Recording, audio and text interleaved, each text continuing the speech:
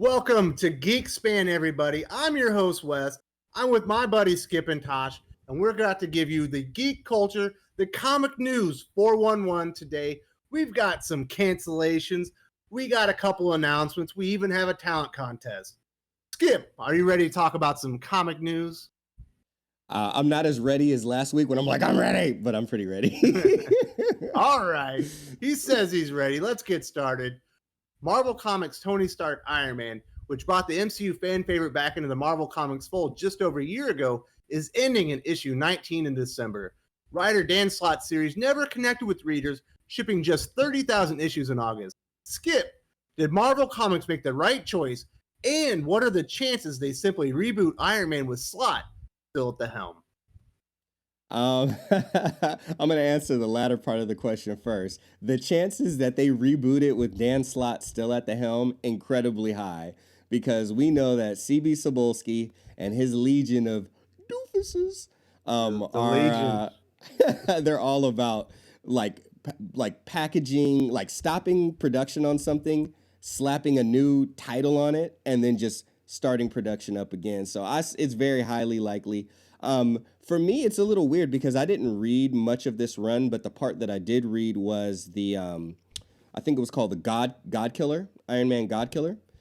And I actually really enjoyed that story. I don't know how much of it was, I'm pretty good at like saying, okay, that line or that feels like Jim Zub and that feels like Dan Slott. I actually really couldn't tell which was which. But it might have been more a Jim Zub because what I do know about Dan Slott, I'm not a huge Dan Slott fan personally of his writing, his politics. Jim Zub's actually co-wrote any issues yet. I don't think it starts until next month. Oh, seriously? I thought I remember seeing his name. It might have been someone else. I know I have it. I have the issue over there. So if we need to, you are right. He did have a co-writer before. Zub is taking over, I believe, next month. Yeah. Okay. So that makes sense. But for me, like, it's weird. The one thing that I read, I actually enjoyed it, and the art has been the most stellar thing of all the books that I did thumb through. But I don't know. I mean, it obviously wasn't all that compelling to most of the readers, and I mean, we know what it came out of. It came out of the Riri Williams thing and bringing him back. So he's a clone and he's a copy of himself. Is he really him? I like the idea and the concepts of, is he the real him when he's just a copy? He's not the original. But overall, I don't know. Dan Slott as a writer is kind of flat lines for me. So not surprised. I just wish that they would get, and we don't know that they won't. Maybe they will. I just wish they would get like a top tier writer for one of their flagship characters in the series. But since he's not in much in the MCU anymore, they're probably just going to give it to Dan Slott again. Ugh. Yeah, I think it's terrible, because they just announced they're rebooting Doctor Strange, another title. I think that one's shipping like 23,000 copies in August. Like, Doctor Strange should be shipping at least 35 to 40.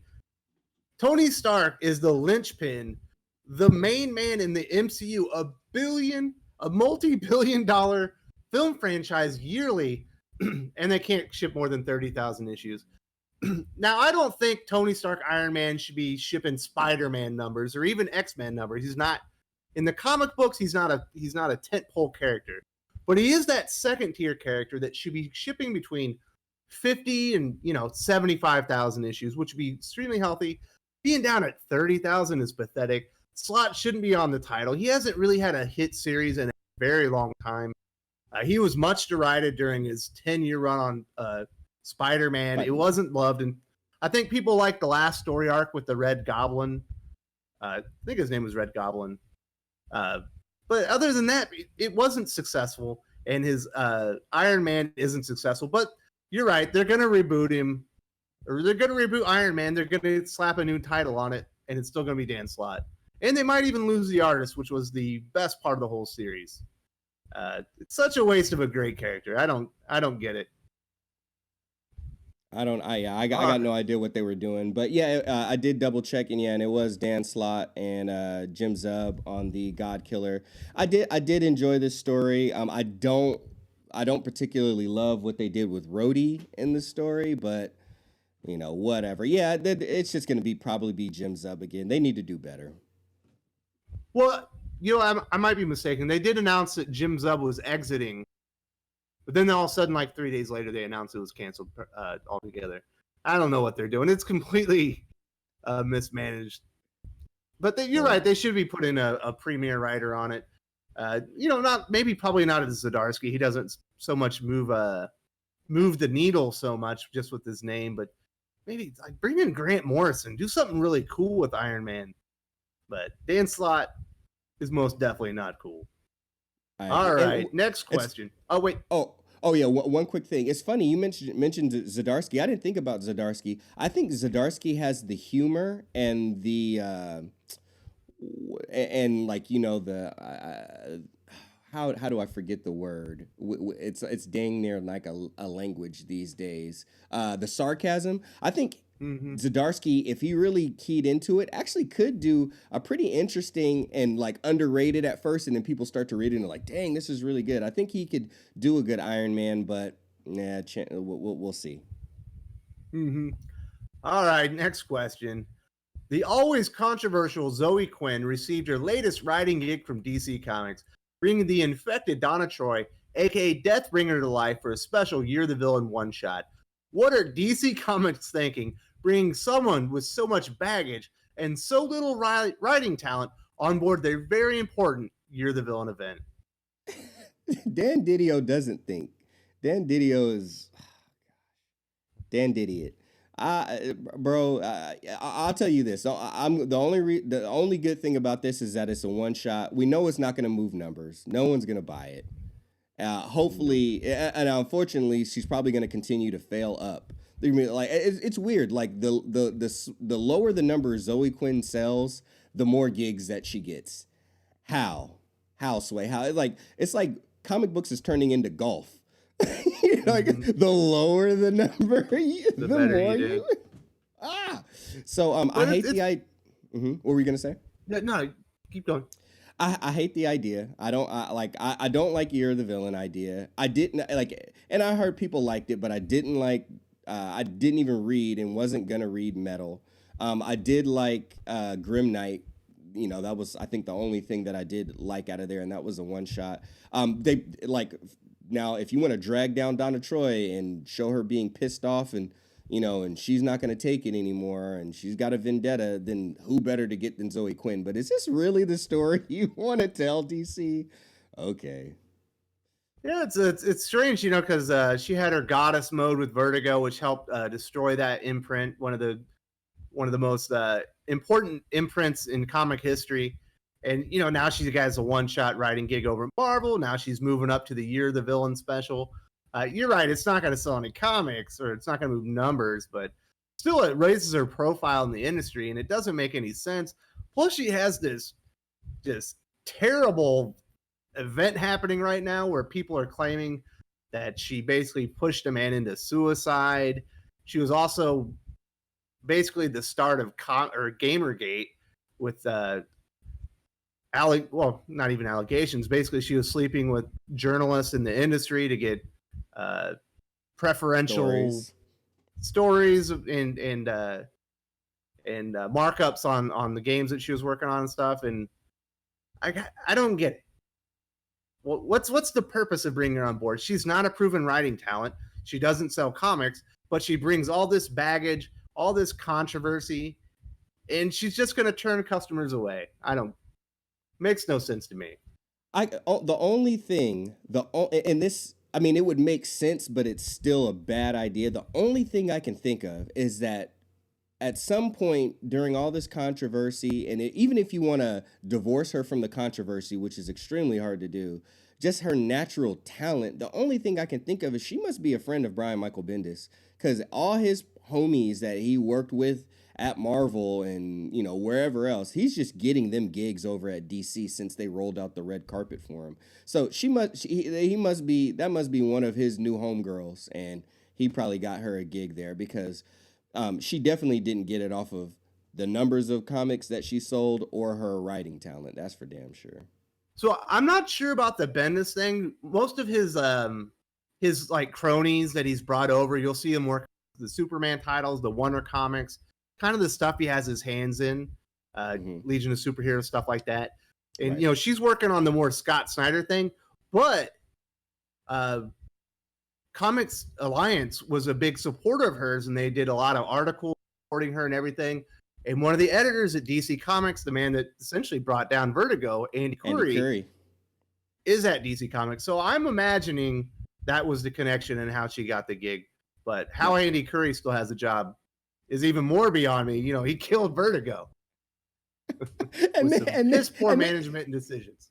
And they kept paying him. So now that you said it, yeah, I'm throwing the Bendis thing out the window. I think you're right. I think it's Andy Curry that brought her over. Yeah, this guy takes a historical imprint that basically was the forefather, like you said in your signature series for, imprints like Image, which is my favorite, that's my favorite imprint. And they didn't fire this guy. They just rolled him over and gave him another gig. I don't know. I guess they figured if they fired him, he'd start kicking up a storm and kicking and screaming, and then they got to deal with that. So they just keep, he's gonna be like Milton from The Office. Eventually, he's gonna be down in the basement, and they're gonna like not give him a paycheck, but as long as he can say he's part of DC, he's gonna be content. Well, he's certainly well connected enough to start up a big to-do if he were to get fired. All right, let's move on to some movie news. Avengers Endgame directors Joe and Anthony Russo recently weighed in on the recent Disney-Sony disagreement over Spider-Man. It was a tenuous fraught reunion throughout the whole process, Joe Russo told the Toronto Sun. But I will say, stepping back and trying to be as objective as possible, that I think it's a tragic mistake on Sony's part to think that they can replicate Kevin's penchant for telling incredible stories and the amazing success he's had over the years. I think it's a big mistake. Skip, do the Russo brothers have a point here, or are they being homers for Disney and the MCU, who basically made them household names? There's definitely a spirit of the company man to it. You know what I mean? I don't want to dismiss that. That a little bit of that is there, but at the same time, I think majority of people, would agree that them removing Spider-Man from it, it is a mistake, and if not a financial mistake, because no one expected them getting close to $1 billion, with Venom. That's for darn sure, and they did. So the way that they're looking at it, from the success of Venom, the success of Into the Spider-Verse, which I thought was a really good movie, but I didn't think it was as great of a movie as everybody else. There's definitely some Gary Stu isms within that movie that I don't think a lot of people picked up. But yeah, they're just like, we don't need y'all no more, and I think they are making a big mistake from a fan's perspective and from the heart of the fans. Financially, that'll remain to be seen, but the Russo brothers, I think they're speaking for most of us, and they even mentioned we're trying to be objective here. We think it's a big mistake. What I'm going to dig into actually in that article, Wes, is how they mentioned that they're not surprised that the marriage, quote unquote, didn't last, because they said they saw how difficult it was to even arrange in the first place, and how much harder it was even just to sustain it. So they said they're not surprised that it ended the way that it did. So that's really the part of the article that kind of caught my eye.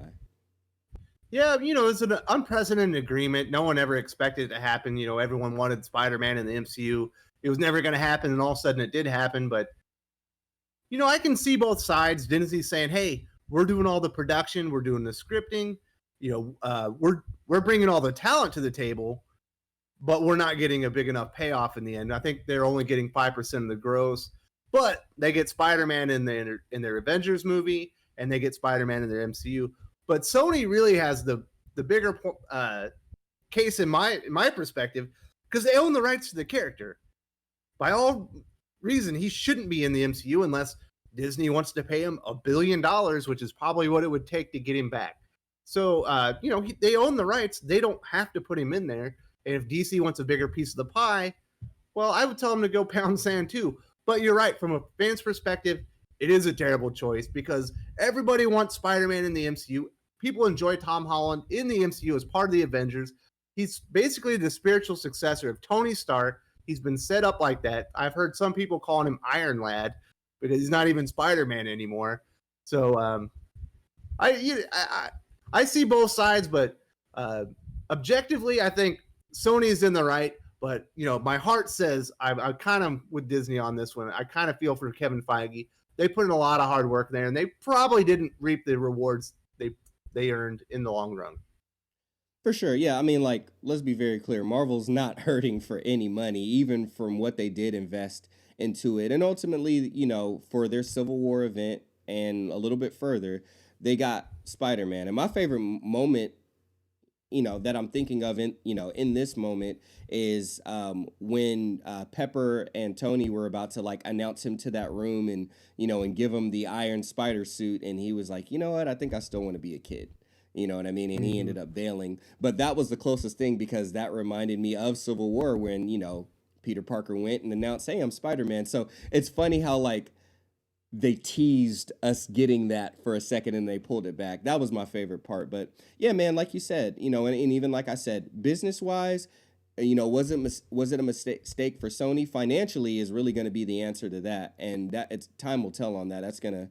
We got to see. But as far as like rights, they have the movie rights to the character. They don't have the full rights because obviously in comic books, Marvel can still use them as they wish. But this is a result of the comic book industry crashing, in the 90s, and then Marvel running out of money and they had to file for bankruptcy and they had to start selling movie rights off to Fox, for the Fantastic Four and X-Men, and then for it was like distribution rights for Hulk and Namor went to Universal, and then for X-Men and a lot of those characters went to Sony. So Sony can do whatever the hell they want. They are well within their legal rights to do it, but it's just like you said, spiritually from the fans, from that perspective, we feel wrong, but time will tell. Well, also, if you look at the phase 4 of the MCU, there wasn't a Spider-Man film on there to begin with. There wasn't an Avengers film on there to begin with. They have plenty of time to iron this out, and I'm certain when push comes to shove, there's a lot of money to be made having Spider-Man in the MCU, and Sony and Disney, I guarantee are gonna come to an agreement in the end. This is mostly just posturing, and I'm not surprised the Russo brothers decided to side with their home, Disney. Absolutely. All right, moving back to comics news. Marvel just started their Future Foundation, spinning out of the pages of Fantastic Four in August. Despite shipping a relatively healthy 42,000 issues, writer Jeremy Whitley confirmed the series is ending prematurely at issue 5 in December. Skip, why would Marvel launch and cancel a series this quickly? Because it was created by Jonathan Hickman and they wanted to catch some of that juice dripping off of the mutant / X-Men book and see if they can bottle that up and sell that too. And but they went in half cocked. And we've seen Marvel do that time and time, before, come up with not so bad of an idea, but go in half cocked, you know what I mean? And then now here we are. So doesn't surprise me, unfortunately. So if you watch my my August comic sales breakdown, I do mention Future Foundation. That 42,000 issues shipped is a little suspicious. If you go in there, you'll see that, it was in the, I believe in the late 20s as far as unit shipped, but when you saw the total dollars earned, it might have been like in the 80s. Is because it was overshipped. It was actually more like 20,000 issues were actually ordered and paid for the debut issue. And I must say, the follow-up orders must have been atrocious. They must have been under 10,000 for Marvel to cancel the series this quickly. Jeremy Whitley was a very uninspired choice. He's not a great writer. I don't know why they would put a writer of his quality on anything Fantastic Four related. I don't like the way that they're treating the Fantastic Four, but it feels like mismanagement. It feels like a terrible plan. Canceling an ongoing series at 5 issues is embarrassing. Utterly, man. I mean, unfortunately, what more can we expect from the Legion of Doofuses and CB Cebulski? But that's the thing, man. Like, so much of it just, seems and feels like a bunch of get-rich-quick schemes, from them. They'll have some quality stuff going on with Donny Cates. They'll have some quality stuff going on, with Jonathan Hickman. And then so much of the other stuff just feels like, money grabs, too many variant covers, all that other stuff. But yeah, Jonathan Hickman created the Future Foundation during his Fantastic Four run. And they knew how great this X-Men idea was. I don't understand how Jordan White knows the difference between what's good and what's not. To him, it just seems like everything is good. But He can't. I don't know how he still has his job. Yeah, I know. It's like he just shows up, you know? I think it's his ukulele skills, and you can find him on YouTube if you search hard enough. The man has his own ukulele YouTube channel, which is amazing. But yeah, the thing with Hickman is from all reports that I've seen, and I've talked to a few insiders, Marvel is completely and utterly shocked by the success and the interest in X-Men. They never thought, oh, if we put one of the best writers in the industry on our premier IP, that all of a sudden it would raise everything up and sales would go up and people would be interested. Like they didn't think that Jonathan Hickman apparently was a name. Well, I mean, they did think he was a name enough to give him the X-Men, but they didn't think that he was going to elevate it to this level. So, just more proof that they're a bunch of doofuses. This is literally the guy. I mean, this guy, his writing is in 2 of the highest grossing movies of all time. His name is in the credits. Literally, Infinity. Mm-hmm. You guys pulled from Infinity Gauntlet, Jim Starlin and Ron Lim, Sacramento represent, and Jonathan Hickman. The weirdest thing to me, and I'm just gonna put this out here, the weirdest thing to me, and now that I think back, I'm like, oh, they were in cahoots. I remember following Hickman. I get his tweet notification, so I saw it. And he was knee deep in the middle of East to West, knee deep in the middle of Black Monday Murders via Image. And I remember he put up a tweet and he was like, man, I've been away from Marvel for a long time, I guess. You guys hire guys that look like this now? And it was a picture of Jordan White, like, with his little stylized hipster stash and his little, Clark Kent over curly Q. And I just started busting up. I'm like, damn, Hickman, you give no cares, bro. You're just like clowning on Marvel people. And then like they hire him. And I'm like, either they were already talking about giving him money and that was a joke, or this dude really just don't give a damn. So I don't know. It doesn't surprise me that they didn't think that the guy who did that, that they hired to reboot their universe before and then they didn't commit to it, would not be the guy to bring the X-Men and have this much success. But doofuses. Yeah, maybe they should have talked to him about Future Foundation and what a good creator to put on it would be, and maybe a storyline or two that he could have helped out with. He only works at Marvel now. Beyond, I mean, look, if you could trust him with if you could trust him with Vita Ayala, if you could have him overlook Vita Ayala, come on. Mm-hmm. All right, so let's get on to the next subject. Top Cow is launching their Top Cow Talent Hunt 2019. Last week, right here on Geek-Span, you made a fantastic Batman pitch to our viewers. Are you going to adjust your pitch to Top Cow's Darkness character and throw your name into the ring for this year's talent search? Hell nah, but good luck to everybody that's joining. Excuse me. Still getting over a little sickness. Wes, you might have to take over. Are you going to live, my man? I don't know. He needs a water break. The symbiote's taking over. Mm-hmm. All right, so I think talent searches are really great. It's the industry needs new and bright talents to come in and kind of fill in the bottom ranks and work their way up. And I really like Top Cow. Are you a fan of Top Cow? I know you like Image. No, I am a fan of Top Cow, and when I said that, I didn't mean it to be disrespectful. It's just I'm not a fan of like having a good idea, an initial idea, and then tweaking it to fit something else. I think the idea that people came up, because we've seen it so many times with movies. Oh, that's a good idea, good script. Let's throw these characters in instead, and then it usually falls apart. So I love that they're doing this, and if they were doing it for like original ideas, I'd be all over this. But man, I love that they're doing this. Top Cow is awesome. And correct me if I'm wrong, is Top Cow the one that Mark Silvestri is? Silvestri. Okay. He's one of my favorites he's the guy that too. started it, but gosh dang it, I can't. Matt Hawkins, I believe, is the guy that actually kind of runs it right now. Okay. The guy that he co-writes Postal with Brian Hill.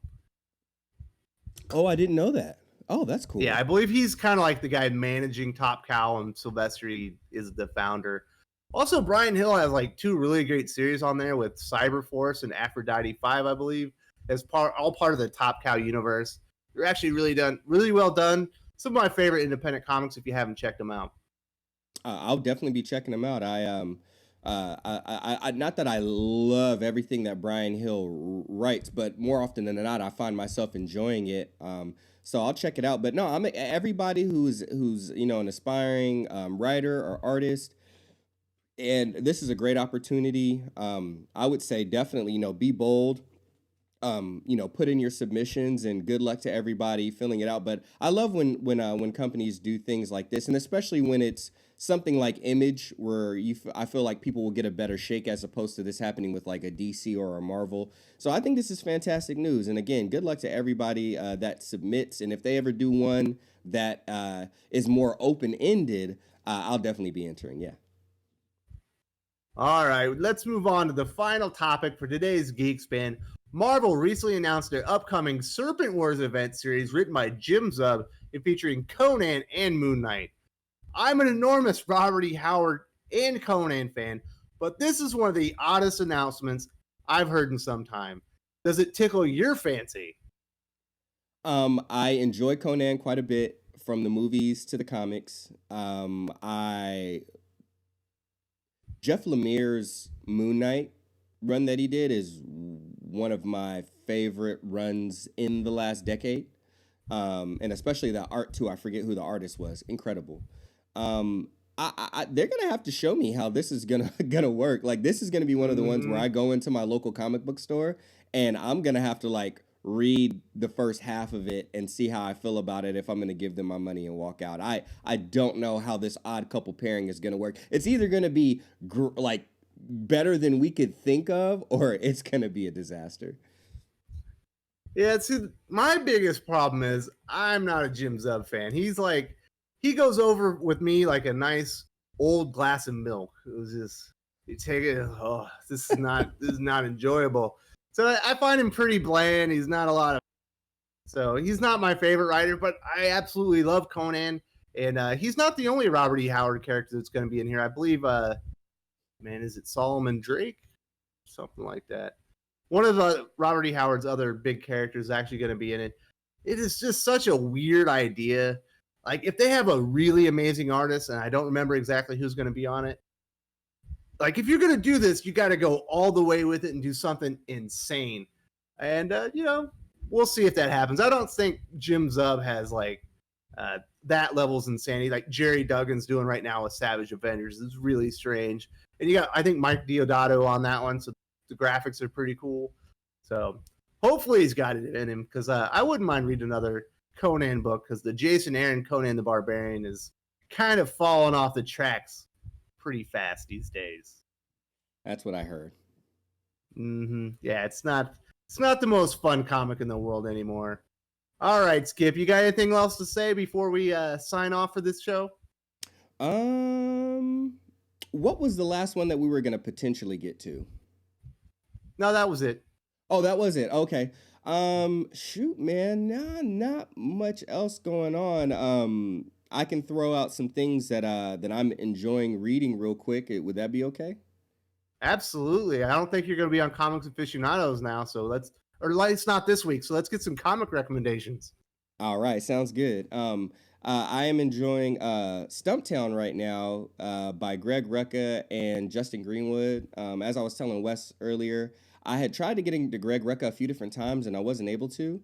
But Justin Greenwood is a local around my area, and hanging out with him at a few cons. I didn't know that Stumptown was being turned into a show on ABC with Colby Smulders, who plays Maria Hill in the MCU as the lead role. So picked it up from him. He signed it for me. I started reading through. Wasn't digging the first few pages, to be honest, and then bam, like it hit me, and I'm pretty hooked on the book now. I'm almost completely done with that volume, so check that out.